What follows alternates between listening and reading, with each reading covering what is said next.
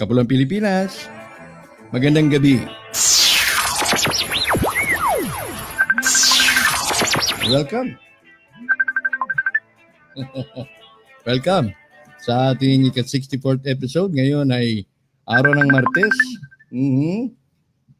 Ngayon ay araw ng Martes. Mayo at 7. Mayo at 7 nga ba? Attention na kayo. Ay, nako. Ano ba yan?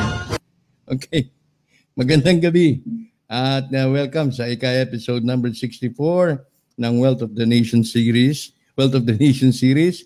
Ngayon po ay araw ng Martes, Mayo 7 at muli tayo po ay sumasahing papawid, pumapa-internet dito sa Facebook Live at mapapanood po ninyo mamaya sa YouTube pagkatapos ng ating programa upang hatiran kayo ng mga huling pagbabalita hinggil po dito sa ating pinag-uusapang Wealth of the Nation. Tayo po ay naka-64 episode na at para sa iba, napakahirap pang unawain kung bakit may potensyal o may posibilidad na mamigay ng ATM na may unod, na may laman. No? Sa iba po, uncomprehensible o incomprehensible. Hindi po nila maaro kung bakit potensyal o posibleng magkaganon. Ngayon pa man, tayo po ay patuloy na umasa. Dahil sisikapin po natin na masundot yan. Sisikapin po natin na magkaroon po tayo. Oh, kahit pa paano. Kahit maliit lang. Kaysa naman mapunta sa mga contractors lang. Mapipiestahan ng mga contractors. Magpipiestahan ng mga malalaking mayayaman at mga negosyante dyan. Tayo naman konti muna. Kami konti lang naman. Huwag naman yung sobra dahil kapag sumobra, baka hindi naman namin ma-manage yung biglaang pagbabago. Dahil yan biglaang pagbabago sa ating buhay. No, kapag may biglaang pagbabago, positibo, mahanap po yan ng compensating effect. Compensating effect, kumbaga positibo, maghahanap po yan ng something negative. Minsan may ganun. Biglang nagkapera, nagkasakit naman. Yung ibang nananalo sa loto, ganyan ba, taxi driver nanalo ng loto. Nasobra ng saya, nagpakain, kumain ng lechon. Tapos, yun na lang palang huli niyang hapunan. So, may hanapin nyo yung compensating effect. Kaya ito ang ating inaantay. Palalagpasin lang muna siguro ang eleksyon, ha? At kung may compensating effect man, tayo yan isang bagay na dapat po nating paghandaan. Ano pang compensating effect? Hindi po lahat ng dadaanan natin ay walang lubak. Baka malubak ho tayo dahil yan po ito pong pinag-uusapan natin ito kapag ito ay nagkaroon ng kaganapan very soon. Ito po ay isang monumental event. Ito kumbaga, nangyari man noong pagkatapos ng digmaan, ngayon pa lang ho ito mangyayari. Ngayong hayagan pa. Nung panahon ng digmaan, nakalagay, cloak for secrecy. Pinag-usapan, Bretton Woods. Pinag-usapan ng mga transaksyones. Ang framework na sila lang ang nakakaalam. Taong bayan ay walang alam.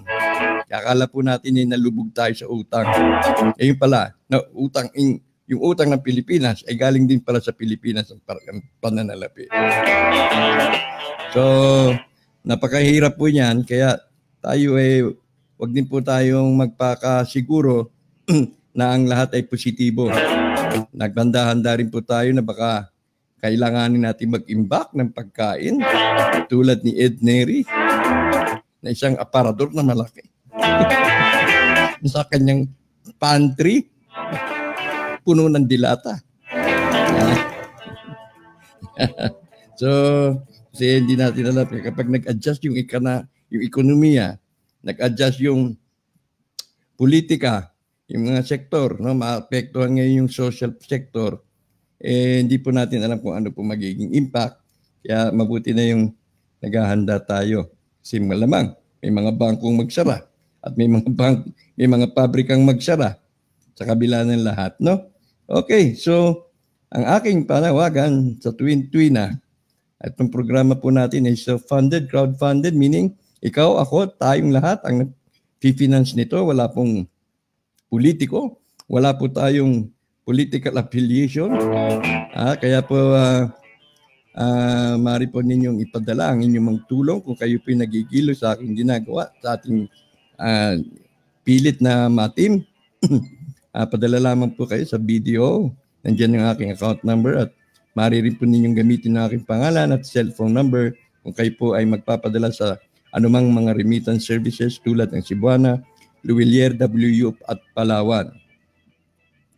Sasalamatan ko nga po pala yung mga sumusuporta dito sa ating ID for ATM. Nakalagay po iba, nag-heading. Sa padala nila sa email, ATM from Apulacay. ATM from Marcos Last Will and Testament. Nakakalugod naman pakinggan. At yung mga nagpabot po ng tulong at sa ganun ay masustain itong effort na to. Ay, pasasalamatan ko si Emmanuel ng San Joaquin, si Vener Samson ng Manila, si Donato R., Grace D.B. at Melchor D. At siyempre nandiyan si Alfredo T. ng Saudi at Dingle, si Penny G., si Kuya Turbo. Uy, Kuya Turbo ng Italy. Ako, napakabilis. Napakabilis magpadala ng kanyang tulong, si Kuya Turbo. At siyempre nandiyan si Juana C. Wanna see me? Yan, Wanna see ng Hong Kong at Aklan. At si Ella B. and Susana P. Mag-ina po yan sila. Nagpadala po sa Palawan. Si Arnelo V. Ganun din sa Palawan. At Anonymous. May nagpadala ng Anonymous sa Bacolod branch ng video. At si Ate Wen C. ng QC. At Cecil T. ng Tokyo. At siyempre, Hindi ko nalista lamang. Naku, ba't di ko nalista? Si Ate Florentina. Ate Florentina and Mang Roger ng Queens, New York. Ayan, ha. Maraming salamat po. Ate Florentina and Mang Roger ng Queens, New York, na sumusuporta po dito sa ating IT, ID for ATM. Pero inuulit ko, yan po ito ay wala pong kasiguruhan. Wala po itong kasiguruhan. Pero hindi naman po kayo sisingilin. Wala pong singil ito, wala pong bayad. So mangyari lamang po para sa mga updates. Pwede ko kayo mag-subscribe. Mag-subscribe lamang po sa youtube.com/Tony Israel o paki-like naman ang facebook.com/alientalk.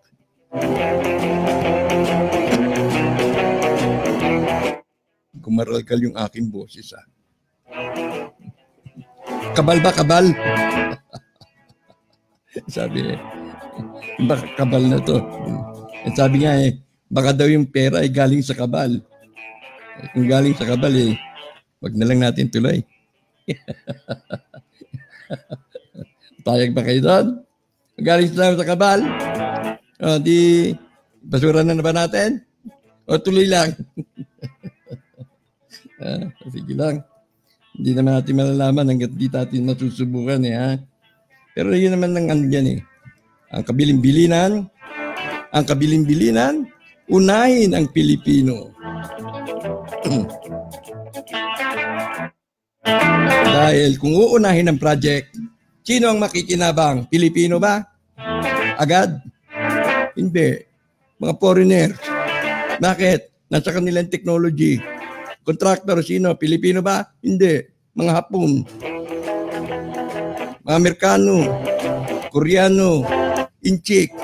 Pilipino. Subcontractors. Anong kategorya ng mga Pilipino? Subcontractor. Ay mga Pilipino, magkatrabaho. Magiging construction worker muna bago makinabang. Kaya ito sabihin sweldo na 1,000 isang araw. Tapos pagpapawisan pa. Mahuhulog pa. Samantala sabi ni Apo, Filipino first. Sige. Pero may mga aakyat pa rin. May mga construction worker pa rin. Yun yung mga hindi maniniwala. Anyway, hindi ko sigurado ha. Binabati ko. Naiksiyan ko na lamang sinmamalat ako.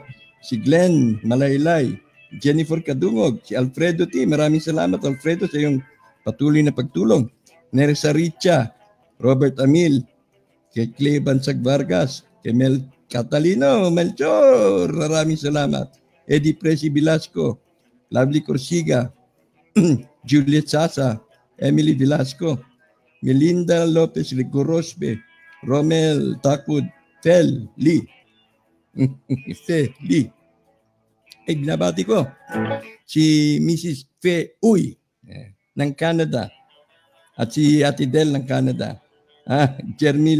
Hermili Tugade, Romeo Ray, Mario Banate, Romel Kaingin, Lani Gelus, Maylin Belyosa, Lovely Nui, George Pradilla, Fe Manikis, Rosalina Salayo. Salamat daw, nakilala niya ako. Sabi ni, thank you rin. Joyce Pano, Luisito Santos, natanggap ko ng ID mo, Luisito. Georgie Cruz, Ramil Irig, Hermil Tugado, tapos na. Ace Perez, hello Elmi, Ace, Joel Pasis, Michelle Candelaria, Miguel Loberian, tanggap ko ng ID mo. Ander Gina, Leonardo Carmelio, Eric Imas, Narcisa Panya, Jeffrey Lagi, natanggap ko ng ID mo pero magulo, hindi naka-organize. Pakiulit, Jeffrey. Paki-organize naman yung ID na padadala nyo. Lalo na yung mga multiple. Isang padalahan, sinisiksik sa isang frame. 4 ang tao. Nahihirapan po ako parang mag-ano pa ako, magko-cross match pa ako. Ay, pakiayos lang po, ha? Kay Dante Di Hucos, Dan. Ebilio de la Torre. Maraming salamat, Ebilio. Maganda yung padala mo. Organize ang iyong ID. Vicente Cepeda, Leticia Calwood, Rex Madrigal, kay Melbert De Leon, Donato Red, salamat Donato, kay Alice Andusay, Adriano Sensano, Violeta Guillermo, Kevin Kalumpang, tumatawag pa, mamaya na, nagpo-programa ako, John Nagit, Betty Guerra, RGDX Banyes, Nilson Quiliopas, Violeta Pador, Henry Nunag, kay Onsi Shefen, Ana Misisar, Ronaldo Rivera, Atawin Saonya, Vanji Kiambao, Bernadette Dayag, Rolando Ramirez. Ay, Rolly, long time no hear, Rolly, from Illinois. Jose Buhayaban, Atidel, Bel Diaz, Pablito Sulit, Leonita Resurrección, Jonathan Kalunsag, Rosie Aguirre, nako, makaganda ni Rosie, pa talagang Kastila.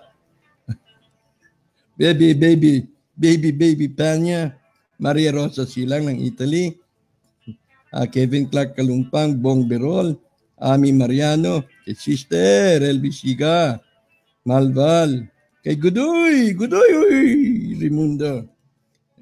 Pangalan pa lang sanglaan na. Kay Jongski Raelian, Manrico Ribeles, Jesren Urbino, Raymond Nonatos. Salamat Raymond Jade Bartolome, Jan Sena Tangog, Juan de la Merced Pangandayon. Siyempre, manganduy na lang ta. Violeta Pador, kay Kapoy Oy, manguli na ta.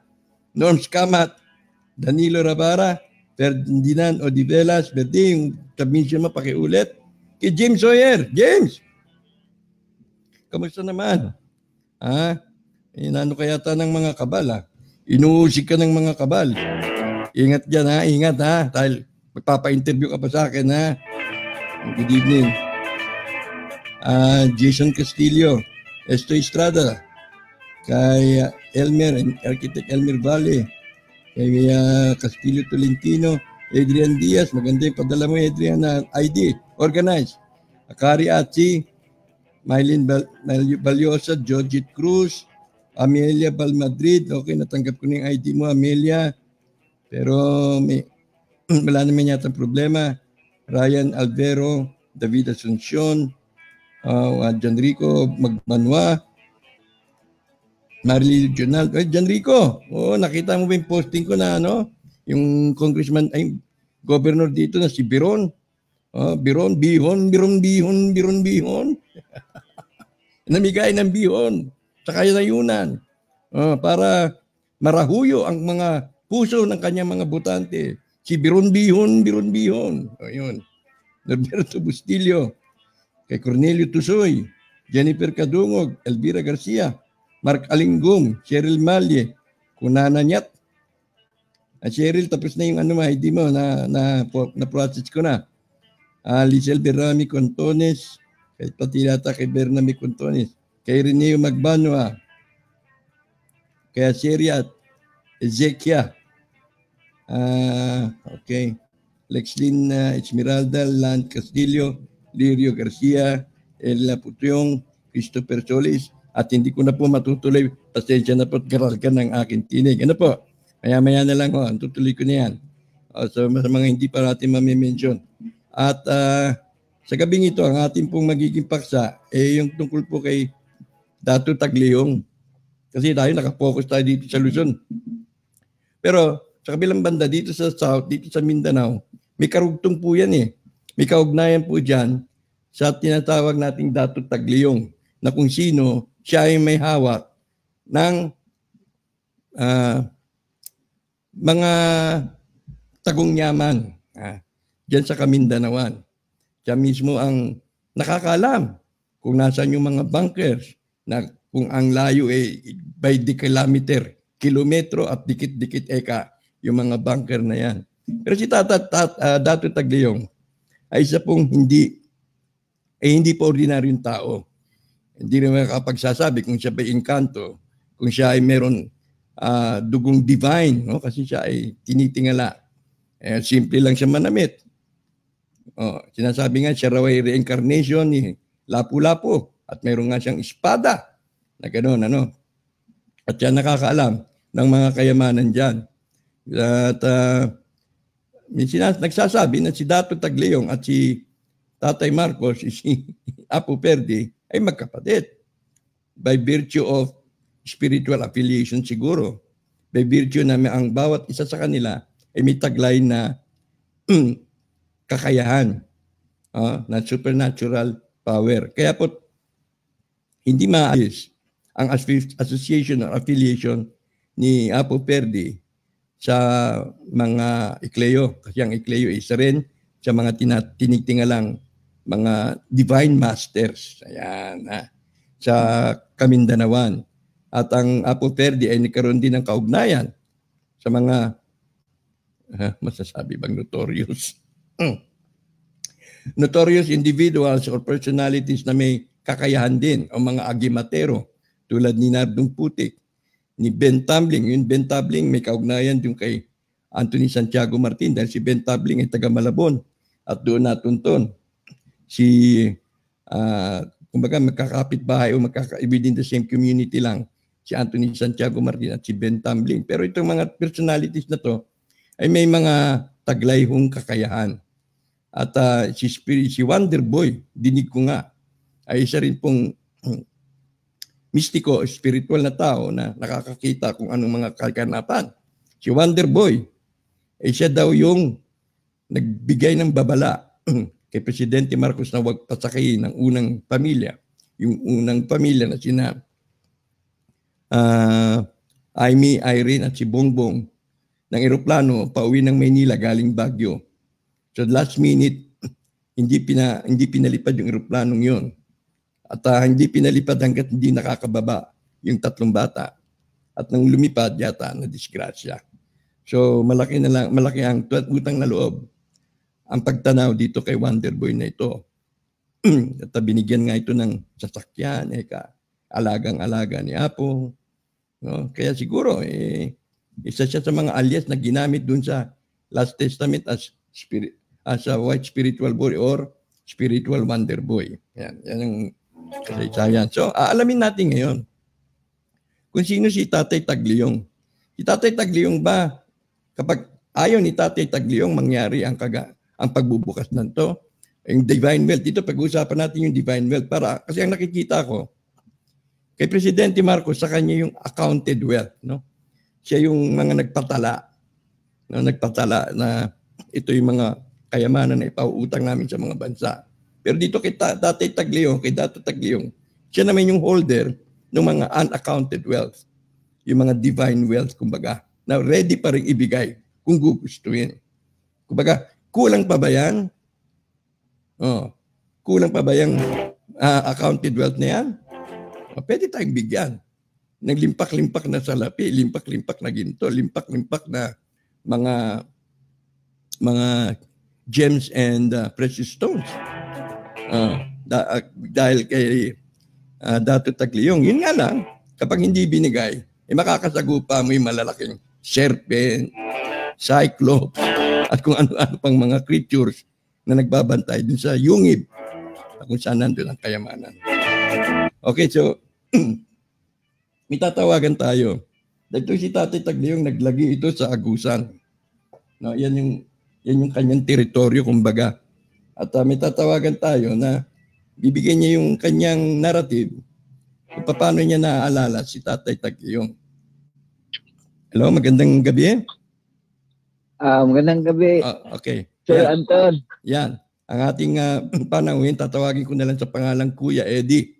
At siya ay taga-Agusan.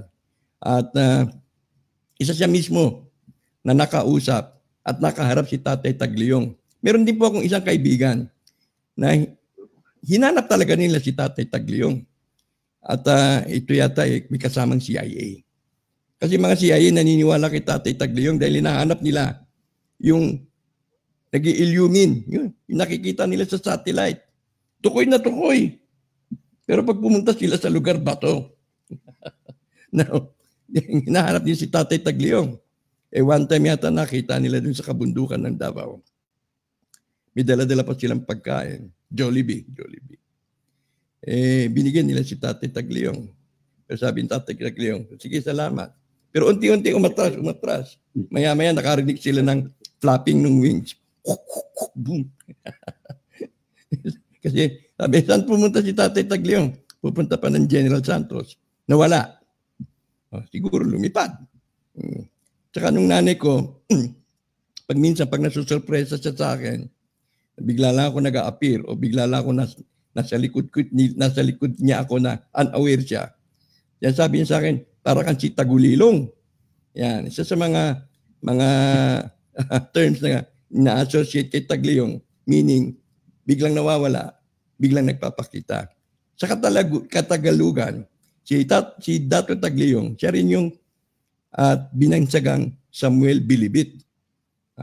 Yung nagpapakita, naglalakad daw yan. Bilibid o Bilibid, no? So, pero very seldom ka makarinig ng mga narrative tungkol kay Tatay Tagliong. So, minarapat nating maimbitahan si Kuya Eddie para mag-contribute kung anong kanyang nalalaman.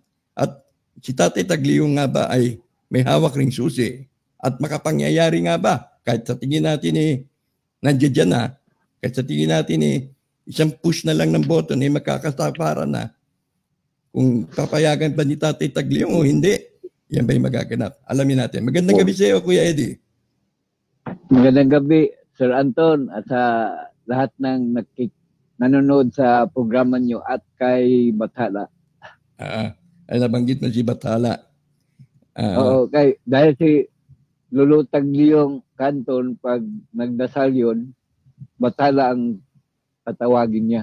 Ang tawag niya Bathala. Oo. Okay. So, ano ang pagkakilala mo kay Dato Tagliong? Ang totoong pangalan niya, Sir Anton, Dato Howdon Tagliong Kugit. Kugit? Oo. Ibig sabihin ng Howdon, hawd daw sa tanan. How? Dato Howdon Tagliong Kugit. Yun ang pangalan niya. Okay.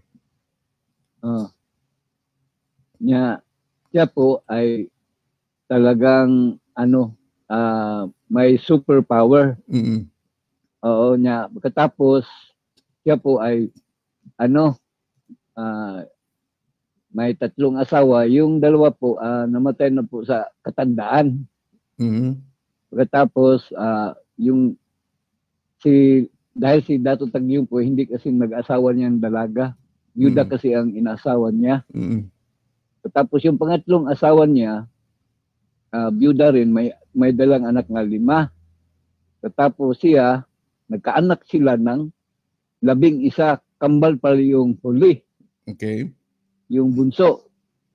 Pagkatapos na hindi rin niya alam kung kasi yung mga anak niya, kilala ko mga anak niya dahil palagi naman ako doon sa kanila.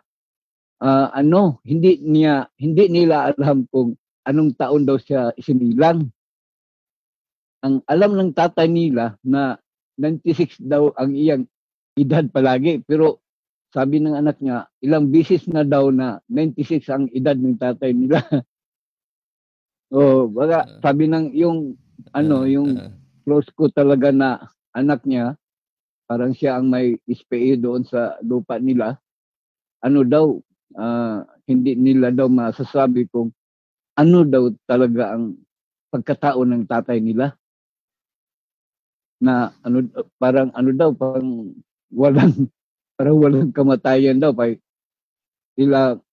Last 2010, namatay siya. Pero sabi ng anak niya, nandyan lang sila, lumipat lang niya ng ilang ibang bayan. Dahil yung isang anak niya, ang sabi niya sa akin, parang hindi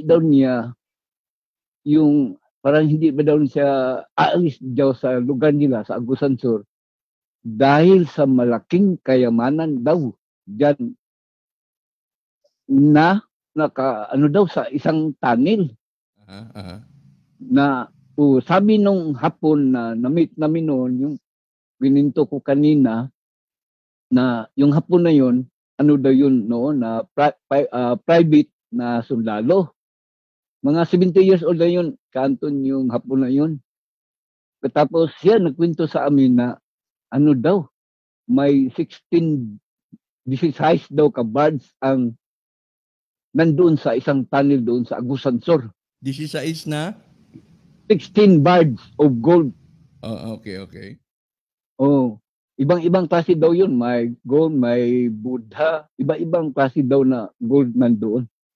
Yun ang sabi nung hapon. Okay. Na, oo. So, malaki ang tinitingalang figure si Tatay Tagliong. Dahil meron siyang magical powers, correct? Opo. May, talaga, hindi basta, may superpower talaga, Kanton. Anong nasaksihan mo sa kanya? Yung isang beses talaga, nakita namin sa kasama yung kapatid ko, personal talaga nakita namin yung steel ball, bulitas. Steel ball na, 9 pieces yon, pinasok niya doon sa loob ng plastic. Piniga niya. Naging, nadurog talaga yung steel ball na yon. Gano'ng kalaki niya, yun? Hindi, gano'ng kalaki yun? Parang yung hulin, Sir Anton, yung hulin. Ganun kalaki, 9 pieces noon. Piniga niya. Napisa talaga, naging parang powder. Pagkatapos, may pa ako noon, narinig ako doon sa kanila. Kay kilala naman talaga siya dito sa, parang buong mundo siguro dahil sabi ng anak niya, yung tatay daw nila, ang close daw niya na presidente sa Amerika noon si Reagan. Yun ang sabi ng anak niya. Tapos, yung isang beses daw, may mga foreigner doon pumunta sa kanila, mga Amerikano daw yun. Sabi ng mga Amerikano na, tingnan kung totoo ba yung narinig nila na may superpower. Pagkatapos, pinaupo daw yung si Dato Tagliong, sinunog nila daw, pinaupo ng maraming kahoy, sinunog. Pagkatapos, yung nawala na yung apoy, nandun na sigulan. Nangunguya lang ng tawag nito, parang ang tawag nila sa Bisaya, mama. Nga, tama, nga. Oo. Nangunguya lang itong matanda. Nandun pa kaya yung mga parinig nakatunganga daw, hindi makapaniwala. Pagkatapos, ng business back Anto na nagkwento sa anak niya, yung panahon daw ni Marcos, pinapunta daw yun ni Apo Perdi daw sa Malacanang. Pagkatapos, di ba mayroon noon na yung electric chair? Pinaupo daw yung si Dato Tagliong sa electric chair. Sabi na, tingnan daw nila kung totoo ba yung narinig nila na may superpower itong si Dulo Tagliong. Pinaupo. Pagkatapos, nagtatagay lang sumabog yung plangka. Sumabog yung? Yung plangka ng kuryente sumabog. Kaya hindi na talaga basta-basta yung matanda. Hindi talaga basta-basta daw. Ibang-iba daw yung niya. Kaya nga, yung palagi akong sumaybay sa programa niyo, Kanton. Kaya yung sinabi noon na yung soul signatory na may kasamang matanda, siya talaga ang naisip ko na siya talaga ang matanda na yun. Hindi si Marcos. Kasama ng soul signatory. Hindi si Marcos. Talaga ang, hindi si Marcos. Hindi si Marcos. Hindi si Marcos, sir. Siya talaga ang nasa isip ko yung tanda. Dahil matagal na ko na yan narinig noon. Mga spiritual na tao ba? Na matagal ko na narinig noon. Mga 80s pa narinig ko na yun na daw yung wealth daw ni Rizal na sa ibang bansa. Kunin daw nila, ganun. Pero yung kapatid ko naman sasabihin sa kanila na hindi pa panahon. Sabi naman ni Dato, hindi pa napapanahon. Baka this year o baka next year, panahon na natin yun. That's right. Kasi nakaprogram na tayo, Kanton. Nakaprogram na to eh. Yun na nga ang natin na Kuya Eddie, no? Lagi nating naririnig yan, pati yun sa mga spiritual o mga mistiko. no, na may mga kakayahang diyan sa Mindanao. Pagtatanungin Oo. mo, pwede ba nating pakialaman yung ginto na yan? Pwede ba nating puntahan? Ha? Kasi alam niya eh. Alam ba, sabi niya, alam ko kung nasaan. Oo. Di pwede ba natin puntahan yan? Ay, hindi pa pwede kasi Pero, hindi pa napapanahon. Lagi yan, ganun ang sagot. oo. Hindi pa napapanahon. Eh, tayo namang, Oo. inip na inip. Ngayon, nasabi mo, hindi pa napapanahon. Ngunit, kung napapanahon na, ano sa tingin mong mangyayari? Ano ang magiging partisipasyon? Ano magiging papel ni Tato Tagliong dito? Magpapakita kaya siya? Palagay ko, Kanton, magpapakita na siya dahil yung isang palagi naman akong pupunta sa kanila noon, minsan daw magsabi siya sa mga anak niya na ang utang daw sa Pilipinas, barya lang daw ang utang sa Pilipinas sa kayamanan na hinawakan niya. Barya lang daw. Kaya sabi niya sa mga anak niya, huwag daw sila mag-apura dahil hindi pa napapanahon. Tapos magtanong naman marami naman siyang anak, mga 42 naman yung mga anak niya. Dahil tatlong asawa. May isang anak din siya na yung close ko, magtanong sa kanya na, Kanton, Lolo, Itay man ang tawag sa kanya. Itay. Sabi niya, Itay, kailan pa ang panahon na maano natin yan, yung kayamanan sinasabi mo? Mapakinabangan. Ang sabi niya, para daw, maano naman sila sa kahirapan dahil mahirap naman yung mga anak niya. Ang sagot naman ang sagot naman ni Dato Tagliong, sabi niya, magtiis lang tayo ng kunting panahon dahil hindi pa daw napapanahon. Darating na daw ang araw na nakaprogram na daw to ang para sa buong dito daw sa Pilipinas, para daw sa mga taong bayan. Yun ang sagot daw ni Dato Tagliong noon, sabi ng anak niya sa akin. Pero wala namang binigay sa inyo na impormasyon kung ano yung programa na yun, ano nakapaloob din sa programa na yun. Wala naman sinasabi niya, pero may clue din siyang sinasabi na may yung maging presidente daw sa Pilipinas na isang spiritual, yun daw ang magbigay na magandang kinabukasan dito sa buong Pilipinas daw. Na wala na daw mahihirap. Yun ang sabi niya noon sa akin. Okay. Minsan magkwentuhan kami, yun ang sabi niya. Wala na maghihirap dahil nga magbibigay niya yung kayamanang pinangahawakan niya. Opo.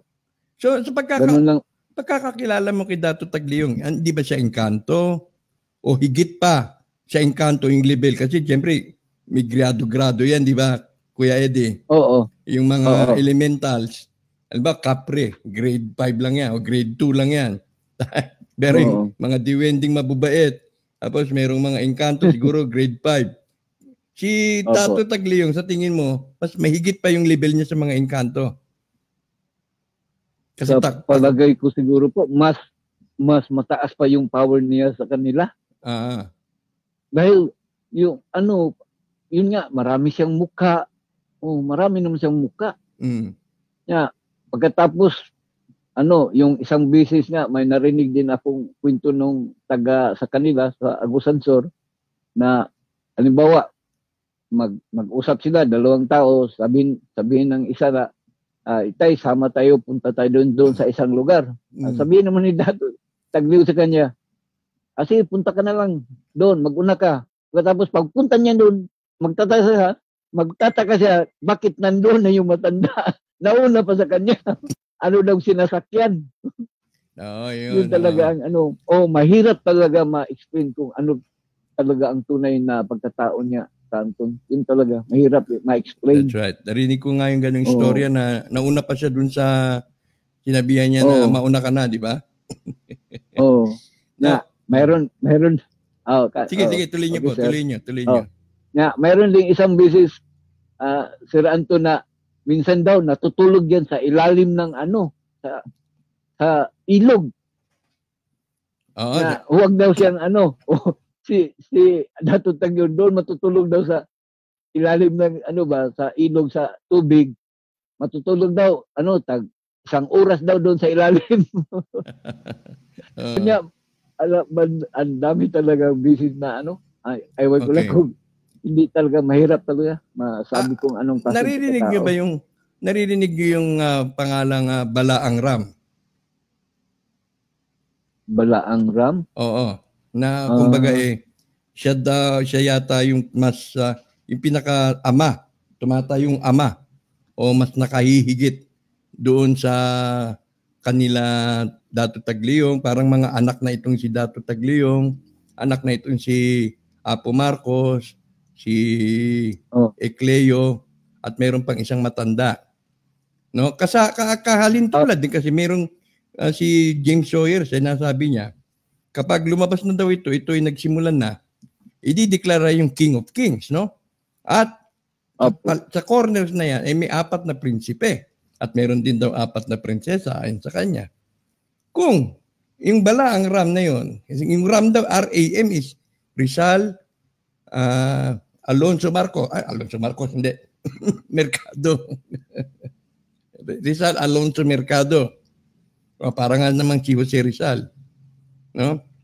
At si Dato Tagliong, si Tatay Marcos, si Ecleo, at meron pang isa. No? So, parang sila nga magiging parang nga namang prinsipe ang dating. Wala kang naririnig na ganyan na mas may mataas pa na kumikilos din. Ang narinig ko talaga po na pinakamataas sa kanila si Dr. Jose Rizal. Yan. Dahil nakita mo ba ito yung posporo ni Jose Rizal? Yung may picture siya na Rizal, yung posporo. Pag tingnan mo yan, Sir, may parang dahon sa ibaba, tapos may simbolo na 12 bulaklak sa kabila. Hello. Wala. Nawala. Maganda yung ano ito post ni Joe De Los Reyes. Iboto raw ako bilang kinatawa ng what in party list. Hindi na natin kailangan yan, Joe. Pagka nandiyan na. Nahirap yung politiko. Naku, mukhang nasalbahe yung signal nila. Tawag ka, no? Ayan. Salamat, Joe. Salamat sa pagtitiwala. Okay. Hello, sir. JFC. Si Tatay. Hello, sir. Kuya. Hello. Napuputol, sir. Baka Sorry, sir. Naputol, sir. Walang problema. Baka nagkikinig sila Dato Tagliong, ha? Anyway, sige, nasaan na ba tayo? Yung sir, yung kuninto ko sa inyo yung tungkol sa yung posporo, sir, na si Rizal ang Yes. Talaga, kinuwento yun sa kapatid ko na yung posporo na ang picture noon kay Jose Rizal, pagkatapos may 2 dahon doon sa baba, katapos yung tagiliran niya, bawat tagiliran may 6 na bulaklak na kulay pula, yung sa posporo. Okay. Sabi ng kapatid ko, yung posporo lang, tingnan mo kung anong isibig noon, si Rizal nasa gitna. Yung 12 bulaklak daw na pula, yun ang simbolo ng 12 disciples and 12 oras. Yun ang niya, explanation. Kaya si Rizal daw, hindi ordinaryong tao. Hindi lang daw national hero. Yun ang explanation niya sa akin dahil pari naman yun. Maniwala talaga ako kay ilang taon siya nag-aaral pagka pari noon. Kaya naniwala ako sa kanya. Okay. Yun ang explanation niya.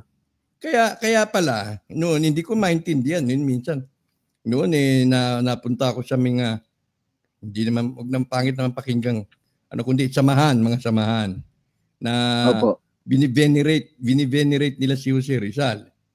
Siyempre, una, pag kulang yung kaalaman mo, napakahirap din namang ipaliwanag nila sa atin sa unang pagkakataon makukuha mo, maintindihan mo agad.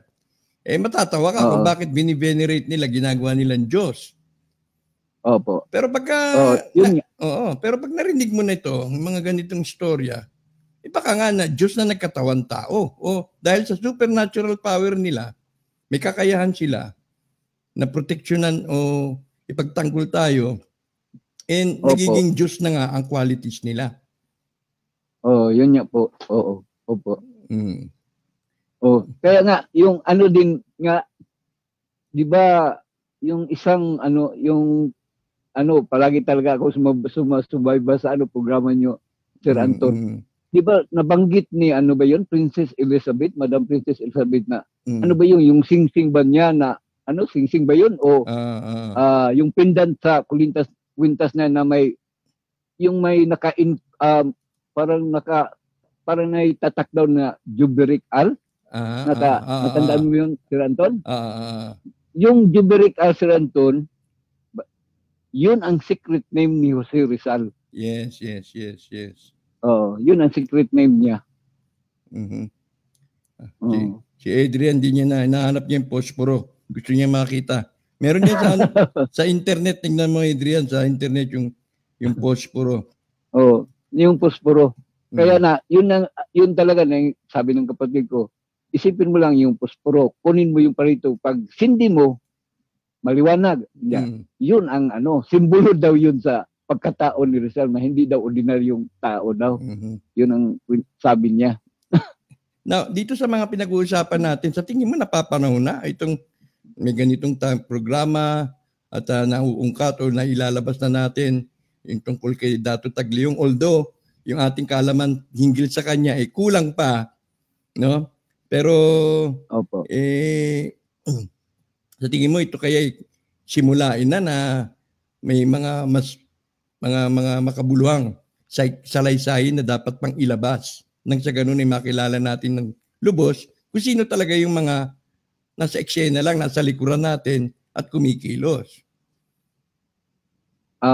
Palagay ko po talagang napapanahon na siguro na lanantad na sila at saka yung soul signatory napapanahon na po siguro na sa tingin ko kung hindi siguro this year baka next year palagay ko kay yung matanda talaga si Dato Tagliong yun talaga nasa isip ko na yun ang kasama ng yung soul signatory. Siya talaga ang kasama noon.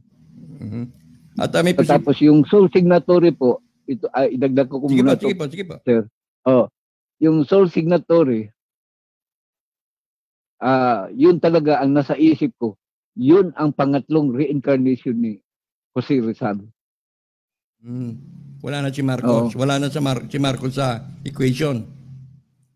Parang siguro po baka nag-usap na sila doon na lalantad na si Jose Rizal, yung pangatlong reincarnation ni Jose Rizal. Baka may secret na sila na secret agenda na ba? Na lalabas na si Jose Rizal. Yun talaga nasa isip ko. Ano kaya magiging palatandaan natin na sila nga yung reincarnated Jose Rizal o reincarnated Dato Tagliong, reincarnated Marcos? Ano kaya magiging palatandaan Siguro po makikita natin yan sa nila. Yung mga sa buhat ba? Pero alam mo, sa buhat nila. Sa mga audience natin, kapag nakaharap niyo po yung mga taong yan, siguro sa aking pagkakaano, tama yung sinasabi kanina ni Kuya Eddie, pag narinig mo yung salita nila, matalinhaga. Pero makabuluhan, totoo nga pala, totoo naman. No, mapapansin mo siguro pag naglabasan yung mga yan. Yung divine government, napakadaling i-achieve dahil yung mga pananalita nila. Opo. Totoo parang po. Pinupulot sa langit. Pinupulot. Oh, parang ako kasi sir sa tingin ko parang sila ba? Instrumento ni Bathala. Sila mga instrumento. Yung mga alagad. Yun ang pananaw ko, sir. Mga alagad ni Bathala. Ngayon, mga alagad. Alam mo ba kung paano namatay si Tatay Tagliong? Kasi balita ko, pinatay daw yan. Nilason ng mga pamilya niya dahil gustong kunin yung ginto. Totoo ba yun? Sa palagay ko siguro, sir, nilason nila pero ibang tao na yun. Dahil mas grabe ka, clever yung matanda. Hindi, pagpunta mo lang siguro sa kanya kung may masama kang indisyon, malalaman na niya kung ano ang pakay mo. Masama ba o totoo ba? Kasi meron daw yung shrine. Alam ko may shrine siya dyan sa Agusan to commemorate na doon siya namatay. Nandun daw yung katawan niya. Nandun po. Na pinapawisan, yung parang kabaon niya, glass, sir. Glass, glass. Pero doon na magtataka sila. Parang pinapawisan yung kabaon niya. May tumutulo na tubig. Pero yung bang nakikita ba yung kabao, nakikita ba yung lawat niya, yung katawan niya, hindi? Sabi, hindi pa ako nakapunta ngayon, pero may nagsabi sa akin na yung pinsan ko na taga doon rin nakatira, makikita daw yung yung katawan ng tao doon sa loob. Tapos may nabalitaan pa ako na yung trustee ni Dato Tagliong, isa sa mga anak niya, talagang sinadya pala niyang maging mute. Yung dati hindi. Opo, sir. Totoo yun, ha? Yun ang narinig ko rin para hindi daw makapagsabi kung saan. Saan niya tinago yung kayamanan. So ito mga ladies and gentlemen, may anak si Dato Tagliong na kanyang mahal. At siya ang pinakakatiwalaan niya dun sa location ng mga kayamanan. Pero dati normal lang magsalita. Pero ginawa daw ni Dato Tagliong, minute. Kaya tawag na amang. Hindi sa Bisaya, yun nga sabi ko. Amang. Nung magsabi nung Panginoon Diyos na lilituhin ko ang inyong mga salita. Yung amang doon sa Luzon, ibig sabihin ng junior. Amang! Amang! Tay! Tasagot naman yung amang. Pero sa Bisaya, yung amang hindi nakapagsasalita. Yun ang ibig sabihin ng amang. Okay? So, minute niya yun, sinadya daw niya na maging, minagic ni Tatay Tagliong para yung kanyang anak ay hindi na makapagsalita at hindi makapagsabi kung saan nakatago. Pero, napatay daw yun, Kuya Eddie. Yung si Amang. Yung latest ngayon, sir, wala akong nadinig dito kung napatay ba yun. Yung isang anak niya na Amang. Pinatay daw yun. Kasi hindi ko nababalitaan. Gusto yatang kunin yung mga kapatid. May mga ibang kapatid na gusto nang ituro kasi mamatay na si Dato Tagliong. Si Amang na lang nakakaalam. Yung mga kapatid, gusto raw malaman kung nasaan nakatago yung ginto, yung puwerta, ayaw sabihin ni Amang. Parang gano'n. Kaya tinorture hanggang sa natuluyan. Oo nga, pero yung isang hapon na kwento namin noon, sir, naman, yung nag-escort sa kanya, parang isang din, yung lumad ba, parang talaga yun ni Dato Tagliong, yun talaga ang pinabantay daw niya doon sa tunnel. Pagkatapos yung hapon na yun, nagsakay sila ng kabayo. Pagkatapos nakapasok daw doon sa tunnel, pero naka-blindfold daw siya. Hindi niya alam kung saan sila dumaan. Tapos nakita talaga niya yung yung mga gold. Ang dami daw. Pagkatapos parang may release pa ng train doon sa gitna daw. Parang ang tawag nito, bagon. May release ng ang train. Dami daw.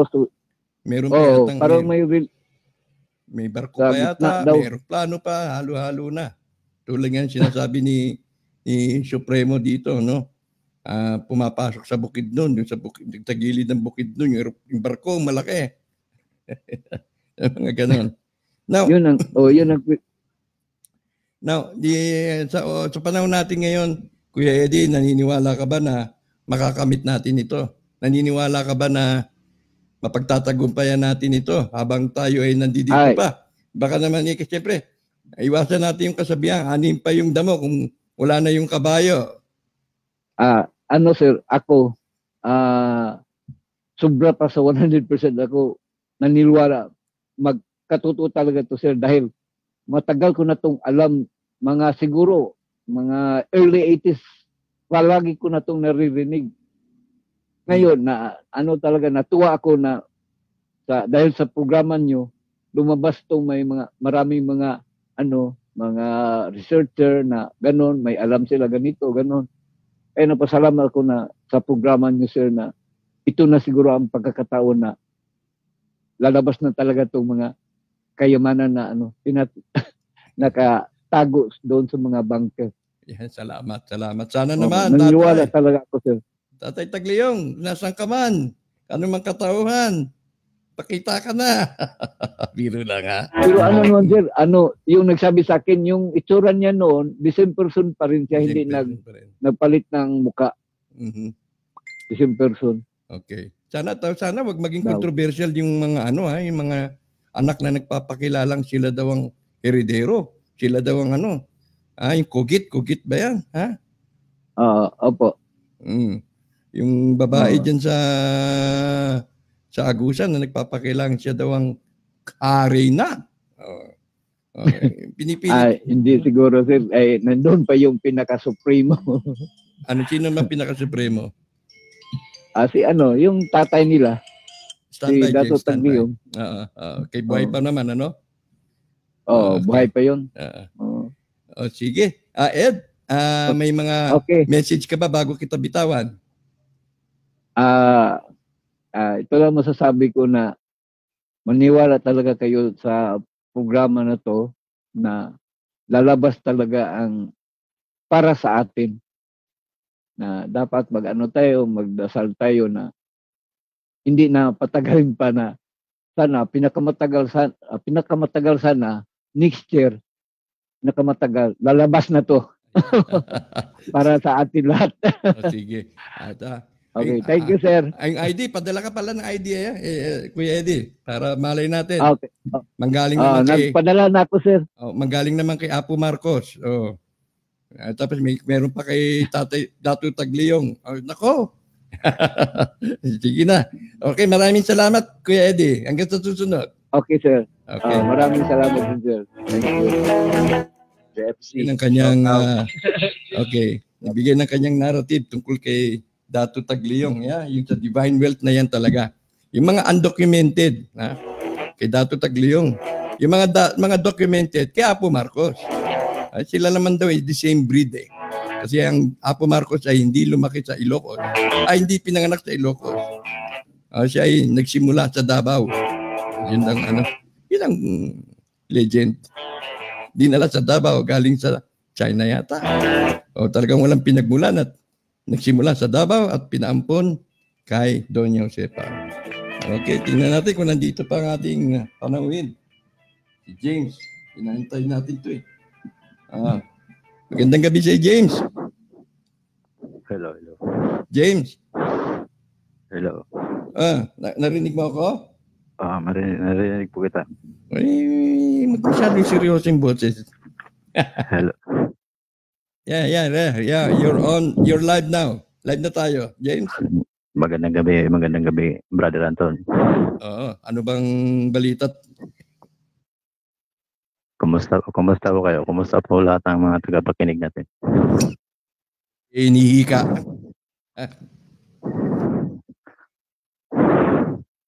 Ano bang... Yeah.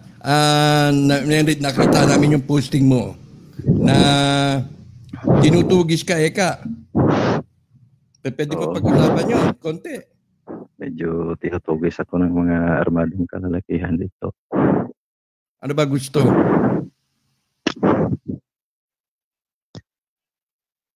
Hello, James? Hello, hello, hello. Ano ba gusto nila? Hindi ko rin alam kasi hindi kami nagkausap. Hindi nila ako nabutan. Ano sa tingin mo ang kailangan nila sa'yo? Kidnapin ka? Baka possible siguro. Baka sa usapan siguro ng World of the Nation. Alam mo, lingid sa kailaman mo, may nagsabi sa akin na sa credible na individual. Sabi niya, ang mga pinopost daw ni James Sawyer ay sensible. Nakaka-relate siya doon sa mga pinopost mo. Now, kasi hindi ka naman lumantad ng ganito ever since, ano? James, ba't hinihingal ka? Ano po? Hinihingal. Medyo may problema yata sa connection. Hindi, hinihingal. Okay na, malinis naman yung connection natin eh. So, buti na lang at hindi ka naabutan, although na hindi mo alam kung anong motibo nila sa paghahanap sa'yo. Siguro hindi nila ako nabutan kasi nagpapasalamat din ako kay Tatay Tagliyong dahil sa binigay niya ng mga medyo masabi natin kapangyarihan na makaiwas muna tayo sa mga kalaban bago tayo mabutan. Talaga? Ibig sabihin, nakuha mo yung taglay na yan kay Tatay Tagliyong din? Siya talaga ang nagbigay nito. Oh, wow. Wow. Mm-hmm. Sige, tuloy mo. Narinig ko kasi yung usapan niya tungkol kay Tatay Tagliyong. Parang hindi naman ako kumbinsido sa mga sinasabi niya, mga informasyon. Mm-hmm. So ano ang sa tingin mong dapat correct doon sa iyong napakinggan o mga dapat mong idagdag doon sa mga informasyon hinggil kay Tatay Tagliyong? Sabi mo, tinugis ka. Pero nagpapasalamat ka at nabigyan ka ng kumbaga gamit, di ba tawag nila diyan gamit, di ba? Hello. Hello. Kay Tatay Tagliyong. So, familiar ka kay Tatay Tagliyong. Nakita mo na ba siya mismo, personal? Yes po, nakita ko po siya mismo. Si Tatay Tagliyong at saka si Cleo at saka si may magkasama sila kasama ang air. Teka, masyadong malapit yung microphone mo, hindi ko na-appreciate. Kasama si FEM? Sino yung nabanggit? Ferdinand Marcos? Kasama si Ferdinand Marcos, si Tatay Tagliyong. Si Tatay Tagliyong ay siya si General Nakamura, Japanese. Okay. At saka si Santiago Icleo, yung original na Icleo, hindi yung Robin Icleo Jr., yung original. Magkasama silang tatlo ngayon at andun sila sa Mindanao. Kasama nila ang air, sila nagprotekta sa air para hindi ito malusob ng mga kalaban. Mm-hmm. Okay. Ang air nasa Mindanao din ngayon? Siguro. Siguro. Sabagay, hindi naman pwedeng sabihin. Kasi hindi kasi lahat ng panahon nandiyan sa Mindanao kasi mga isang linggo lang aalis din yan siya. Itong si... Palipat-lipat ng tirahan, palipat-lipat ng safe house. Okay.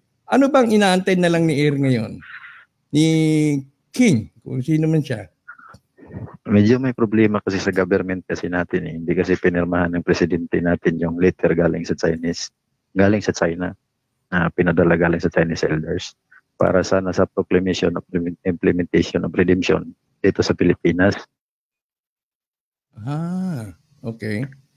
Yun yung problema ngayon. Pero iwan ko lang baka ano na. Bakit may iba bang kilala si presidente? O ibang inaasahan niyang mapuproklama at hindi si paglagay natin si hello, ayan, naputol na si antayin natin siya makatawag ulit at ma-assess natin tong sitwasyon. Nakikita ba ako? Dito sa akin kasi blackout eh. Sa monitor ko wala ako blackout eh.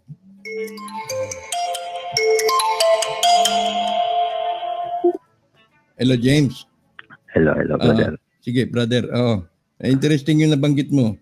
Sabihin na natin, pag-usapan na natin.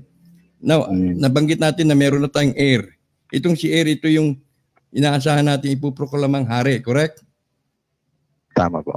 Now, ano na lang inaantay? Kung tapos na yung mga papeles, tapos na yung mga documentation, tapos na doon sa World Bank, AMLAC, kung ano-ano pang mga ahensya dyan, tapos na, di ba? Naniniwala tayong wala nang pipirmahan, wala na, tapos na. Tapos na lahat. Oh. Ano na lang inaantay? Push button na lang. Yung inantay na lang sana yung letter na galing sa China na pinadala ng Chinese elders na pipirmahan sana ni Presidente. Pero ang problema, hindi niya pinirmahan. Kasi may naghawak siguro sa kanya na sinasabing air din. Lagay ko nga. Yun ang problema. Kaya yun ang problema. Gusto kasi ng mga kabal na magpakita si Fem, pero hindi naman yun pwede kasi wala yun sa protocol. Si Fem, Ferdinand Marcos. Yes po, yes. So, pero pag nagpakita si Fem, si Apo, Apo Lakay, at sinabi kay Duterte, yan ang sole signatory, siyang maniniwala kaya si Duterte, no? Maniwala naman siguro kasi nakikita din yan sila. Alam mo, tama yung pareho nga ikaw mas privy ka dyan sa mga sitwasyon na yan, mas alam mo yan, ha? Pero yung nang tingin ko, hindi alam naguguluhan din siguro maging ang presidente, naguguluhan kung sino talaga. Actually, sa ngayon, ang presidente naguguluhan talaga kung sino kasi yung letter na binigay sa kanya, wala kasing yung una, yung pagtakbo niya ng isang presidente na maging presidente siya, walang pangalan na binibigay kung sino yung heir. Tapos ngayon, nahawakan siya ng kabal at saka may heir na nagpakilala sa kanya. Yun yung fully protected na heir niya pero hindi naman yan na totoo. Ngayon, kung halimbawa nagkamali si presidente, merong siyang pinuklamang heir. Halimbawa, ikaw, palagay mo, Anton, ikaw ang heir, alam kong heir. Hindi si James Sawyer. Magpo-prosper ba yun? Hindi naman yun pwede kasi alam niya ang protocol na hindi siya pwede mag-declare kasi may hinihintay siya na utos galing sa taas. Sinong taas? Kaninong taas? Sino yung taas? Sa Chinese elders. Sa Chinese elders. Kilala ba niya yung mga Chinese elders niya? Yung mga Dragon family yan, di ba? Oh yes, Dragon family. Dragon families. Interesting. Kaya ito matatapos? James, nako. May konti na lang sana yung problema. Mga ilang araw na lang sana yun. Ang problema lang, itong central bank kasi natin. Parang may nakaupo pa na malaking buhaya. Yun na nga. So, na kayo mga naudot at nasusuot ka pa sa mga ganyang sitwasyon ngayon. Kaya mag-ingat kayo sa hanay ninyo. Kaya nga hindi ako minsan na sa programa niyo kasi maraming nakaabang. May familiar daw yung boses mo. Ikaw rin ba si Supremo? Hindi naman ako si Supremo. Nagmamodulate lang siya. Kaya parang si Supremo, ang kanyang boses. So, yes. Jim, kung ano pa mga gusto mong idagdag mo na. Sa ngayon, yan lang muna kasi parang delikado pa dito sa location ko ngayon. Sige. At ito may tanong na lang muna isa galing kay Prof. Tendinilla. Kung uupo ang King of Kings and Lord of Lords, saan ba siya uupo? Dito ba sa Pilipinas? Dito po sa Pilipinas kasi dito gagawin ang Divine Temple. Divine Temple. Sige. Tsaka yung James, pakisabi kay Hari na itong pa-ID tsaka ATM, tulungan niya kami, ha? May dagdag lang ako yung ID at saka ATM kasi nasa bagong financial system na tayo ngayon. Parang wala na yatang ATM na gagamitin. Hindi na gagamitin ATM? Kasi nasa new financial system na tayo. Nasa quantum financial system. So, wala nang say-say itong ginagawa namin dito. Hindi ko rin masabi. Depende yan sa kanila. Kahit naman hindi ATM, kung microchip o anong supportahan nyo, sabihin mo kay King, ha? Yes po, wala problema. Pakisuyo lang, ha? Babawasa ko na yung number, hindi na million, mga 5,000 na lang. Para affordable. Hindi naman, wala naman problema yun kasi free yun lahat. Tapos lahat ng Pilipino makatanggap ng mga biyaya na ganyan. Sige. Maganda naman yan. Sige. Di James, hindi na kita patatagalin at alam kong nahirap ang sitwasyon mo ngayon. Pero balitaan mo kami once na nandyan na. Tatawagan lang kita, Brother Anton. Sige, Brother James. Thank you. Maraming salamat. Okay. Yan po si James Sawyer, ang ating pong nakasama. Meron po siyang konektado po siya dun sa natawag nilang Soul Air. Nakikita na natin daming anggulo, no? Pero lumilinaw na kaya pala daw hindi ma-push button ito dahil yung sabi na sa inyo, kahit sino pwedeng deklarang hari, ano? Inaantay na lang yung go signal ng Pangulo. Mas ultimo yung Pangulo, nalilito. Sino yung kanyang pipindutin? Napipisil o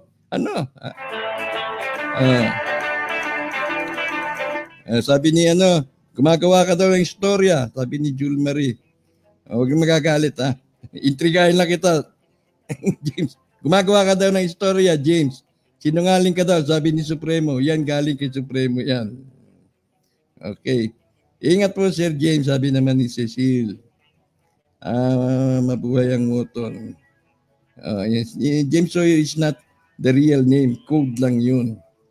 Okay. So, yun nga, ang takbo ngayon. Yan, ako sa mga nasasagap kong informasyon, nasagap ko at na-establish ko na mga bits and pieces. Alam niyo na yan na paano rin natin connecting the dots. Naniniwala ako doon sa sinasabi ni James na pero hindi ko alam na may problema sa Malacanang. Naniniwala ako doon sa sinasabi niyang hindi makapagproklama o makapagdeklara officially ang Presidente Duterte. Bakit? Hindi niya kilala. Bakit? Ang daming nagpapakilala. Ang daming chucho. Ang daming nasa paligid ni Presidente. Sasabi, si ganun yun. Sabi ni Presidente, sino ba yung sole signatory na yan? Sabi niya, si ganun ho. Ano ba? Pakita mo. Hindi na nagpapakita. Sabi niya, si ganun ho. Palabas mo, papuntay mo rito. Hindi rin nagpapakita. Nalawak ko na. Kaya siguro, dumating ng puntong ganito, sabihin nila ni Presidente, wag na lang ako magdeklara, baka magkamali ako. Kasi hindi ko rin talaga alam. Siguro mas maganda si Don Tiburcio na lang ang deklara niya.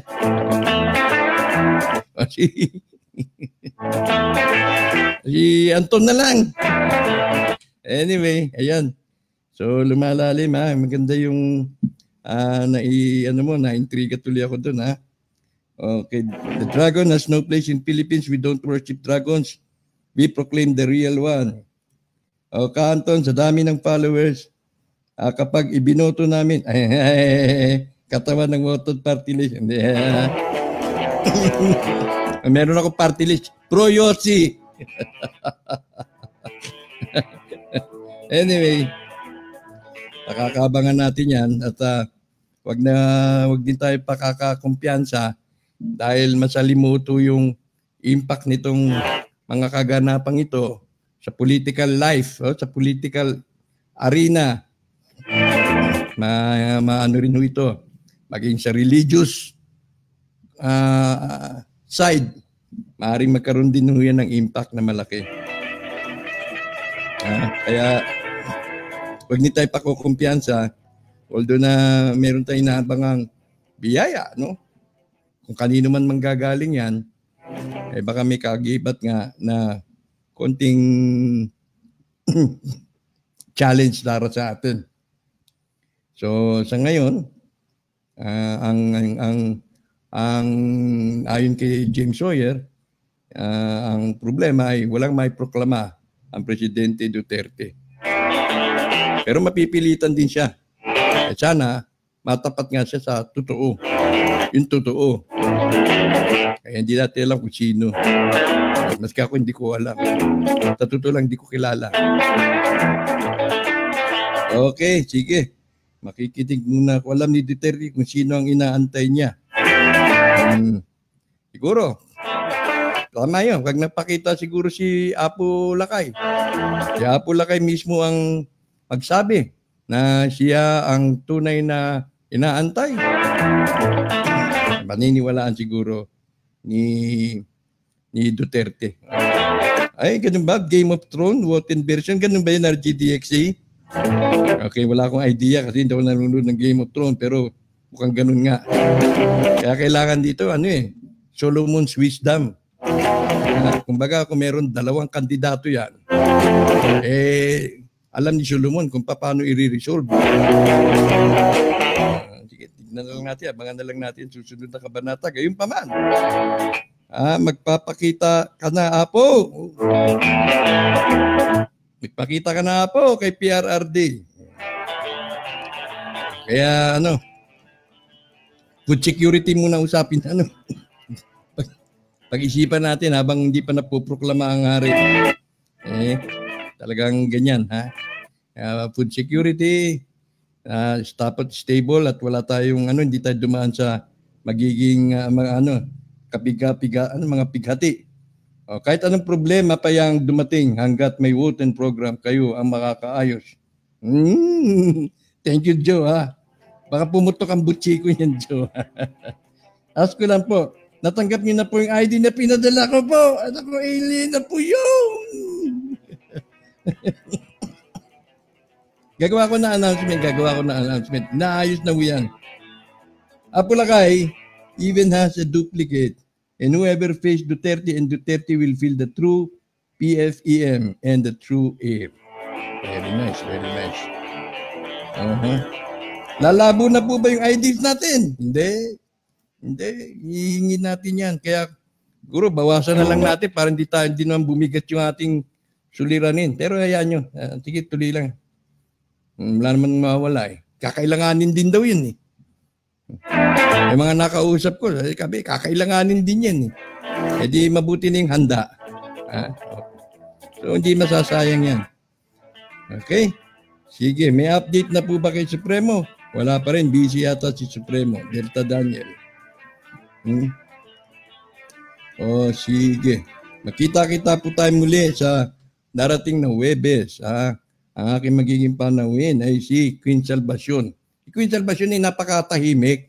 Ang Kingdom Pilipinas, siya hindi nananahimik sa kanilang kaharian sa Iligan. Ngunit meron silang ilalabas na gold bullion trading. Alamin mo natin yan sa darating na Huwebes. At yung mga iba pang mga balakid na kanilang kinakaharap ay atin pong aalamin rin. Kasi nabanggit din siya yung mga conspirators, yung mga nagpapasikip ng daloy ng kanilang inaasahang mangyari. Kaya yan, sa darating na Huwebes, special guest po natin si Queen Salvacion. Ayun, okay, tapos na yan. Tapos na. Okay, so yan lamang po sa gabing ito. Sa mga viewers na umabot po tayo ng 260, 270 viewers at one time. Sa nagpahatid ng comments na 506 comments at 366 reactions. Sa ngalan po ng Kuya Eddie at ng kanyang pamilya, ang kanyang anak na si The Seven, si Pito, si Pip, the Seven pala, si Seven. Ito po, at kay James Sawyer at sa inyo, ako po siya to, Israel. Nag-iwan po sa lahat ng isang magandang gabi. Antayin lamang po, baka mag-bulletin broadcast tayo para malaman ninyo yung status ng inyong mga ID. Magandang gabi.